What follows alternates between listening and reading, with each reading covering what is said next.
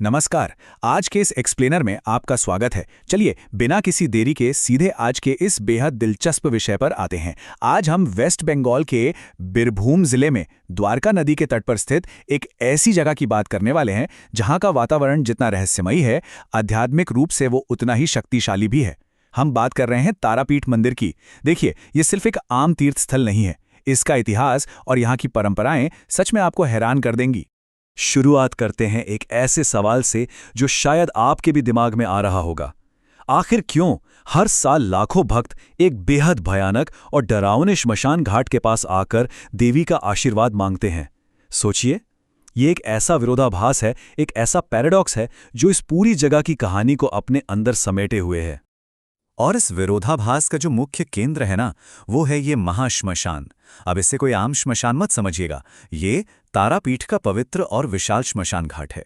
यहाँ कुछ ऐसी गुप्त और तांत्रिक क्रियाएं होती हैं जो सच में जीवन और मृत्यु के बीच की उस पतली सी लकीर को बिल्कुल धुंधला कर देती हैं।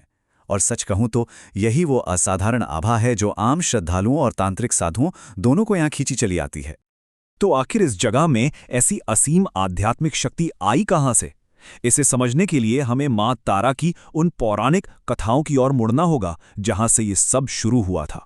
सबसे पहले आपको शक्तिपीठ का मतलब याद दिला दूं। शक्तिपीठ दरअसल वो पवित्र स्थल होते हैं जहां देवी सती के शरीर के अलग अलग अंग धरती पर गिरे थे।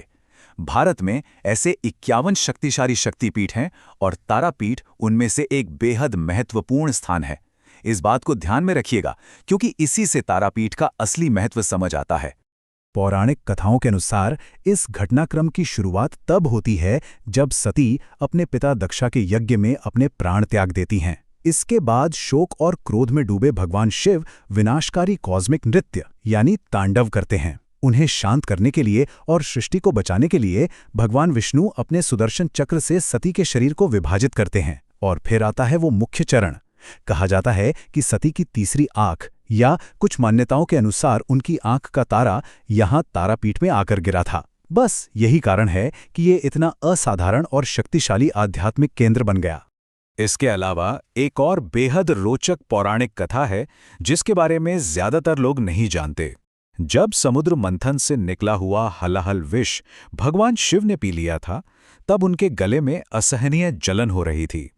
इस जलन को शांत करने के लिए सती ने तारा के रूप में उन्हें अपना दूध पिलाया था।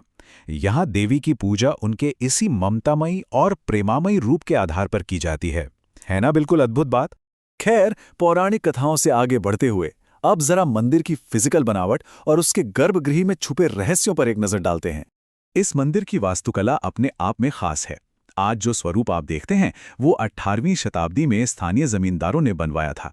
इसे परंपरागत बंगाली दो छारा यानी दो छत वाली शैली में बनाया गया है।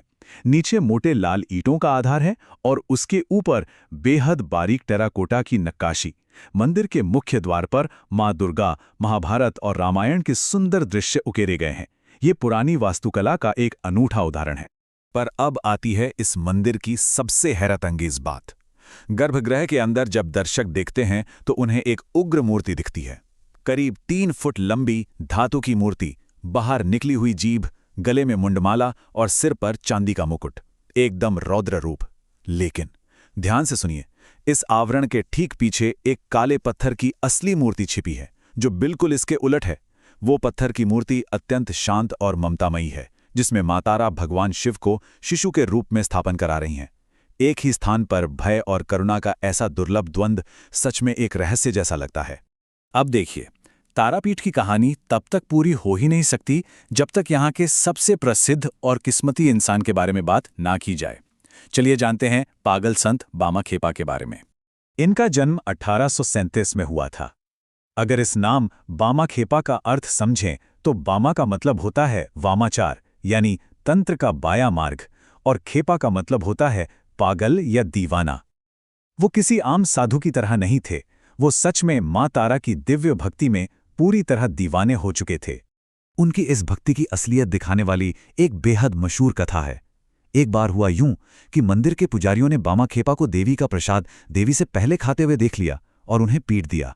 उसी रात मां तारा ने नतोरे की महारानी को सपने में दर्शन दिए और कहा, अगर मेरा बेटा पहले नहीं खाएगा तो मैं उसकी मां कैसे खा सकती हूं। इस घटना ने सब कुछ बदल दिया। मंदिर के नियम बदल दिए गए और उस दिन के बाद से पहले भामाखेपा को प्रसाद दिया जाने लगा। भामाखेपा की सबसे अहम बात यही थी कि वो सामाजिक या मंदिर के सख्त नियमों को मानते ही नहीं थे। वो महाश्मशान में बिल्कुल नग्न अवस्था में ध्यान लगाते थे। वो देवी को एक आम मानवीय माँ की तरह मानते थे, बात करते थे, यहां तक कि गुस्से में उन्हें डांट भी देते थे। उन्होंने सिर्फ पूर्ण समर्पण से ज्ञान प्राप्त किया। उनकी इसी सच्ची भक्ति ने उन्हें तारापीठ के इतिहास का एक अमर हिस्सा बना दिया। वैसे आज भी उनका आश्रम मंदिर के पास मौजूद है, जहां हजारों लोग आते हैं। चलिए अब मंदिर के इस हिस्से से बाहर निकलते हैं और वापस उस अंधेरे महाश्मशान की तरफ चलते हैं, जो दरअसल इस पूरी जगह का दिल है। आप सोच रहे होंगे कि इस श्मशान में आखिर आधी रात को होता क्या है? तो जवाब है तंत्र साधना। ये एक ऐसी गुप्त आध्यात्मिक प्रथा है जिसमें ज्ञान और मोक्ष प्राप्ति के लिए ध्यान, मंत्र और कुछ ऐसी विधियों का प्रयोग होता है जो हम आम लोगों को थोड़ी अजीब या असामान्य लग सकती हैं। और यही वजह है कि यहाँ अघोरी और तांत्रिक साधु जलती चिताओं के पास बैठकर ध्यान लगाते हैं। इस तंत्र परंपरा का पूरा प्रभाव आपको तारापीठ में चढ़ाए जाने वाले प्रसाद पर भी साफ दिखेगा। देखिए, यहाँ का भोग किसी भी आम हिंदू मंदिर से बिल्कुल अलग है। यहाँ मिठाई, नारियल और लाल जवा फूल तो चढ़ाया ही जाता है, पर उसके साथ साथ देवी को बकरे का मांस, मछली और यहाँ तक कि मदिरा या लिकर भी चढ़ाई जाती है। ये परंपरा जीवन और मृत्यु दोनों के हर एक पहलू को पूरी तरह स्वीकार करने का प्रतीक है। यही तो तारापीठ की असलियत है। यहाँ खौफ और आशा, डर और भक्ति एक ही जमीन पर एक साथ बसते हैं। इस जगह का माहौल दिमाग में आध्यात्मिक जिज्ञासा पैदा करता है। कुछ लोग यहाँ उस डार्क टूरिज्म वाले थ्रिल के लिए अंधेरों को देखने आते हैं, जबकि बहुत से लोग एक सच्ची, गहरी आध्यात्मिक शांति की तलाश में आते हैं। ये सब सुनकर आपको लग सकता है कि शायद ये एक पुरानी डरावनी जगह है, पर ऐसा बिल्कुल नहीं है। आइए देखते हैं कि आज के समय में ये स्थल कितना जीवंत है। तारापीठ में पूरे साल भक्तों की भीड़ लगी रहती है, पर कुछ खास त्योहारों की बात ही अलग है, जैसे कौशिकी अमावस्या, काली पूजा, दिवाली, नवरात्र और गुरु पूर्णिमा। इन दिनों यहाँ की ऊर्जा देखने लायक होती है। पूरा मंदिर हजारों दीपों से जगमगा उठता है और पूरी रात विशाल परिसर में मंत्रों और घंटियों की आवाजें गूंजती रहती हैं। एक अलग ही रूहानी माहौल बन जाता है। अब आपको एक बेहद हैरान करने वाला अंक बताता हूं, 3 लाख। पौराणिक कथाओं के मुताबिक कहा जाता है कि ऋषि वशिष्ठ ने इस जगह पर 1-2 बार नहीं बल्कि पूरे 3 लाख बार तारा मंत्र का जाप किया था। तब कहीं जाकर देवी ने उन्हें अपना वो शांत मातृत्व रूप दिखाया था।